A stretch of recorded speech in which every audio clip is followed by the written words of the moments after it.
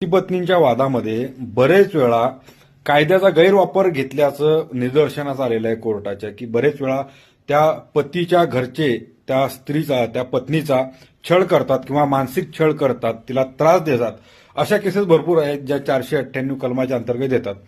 पण आता सुप्रीम कोर्टाने त्याच्यावर निर्णय ऐकवलेला आहे आणि एका केसची सुनावणी करत असताना सुप्रीम कोर्टाने निर्देश दिलेले आहेत की 2 महिन्यांपर्यंत घरच्यांना, म्हणजे त्या पतीच्या घरच्यांना कौटुंबिक हिंसाचाराच्या त्या प्रकरणांमध्ये अरेस्ट करू नये असं सरळ निर्देश सुप्रीम कोर्टाने दिलेले आहेत. त्यामुळं याच्यामुळं कायद्याचा गैरवापर होण्यावर सुद्धा थोडेफार निर्बंध लागणार आहेत आणि हा फार चांगला निर्णय झालेला आहे. तुमचं मत सुद्धा याबद्दल काय आहे ते कमेंट बॉक्समध्ये नक्की सांगा.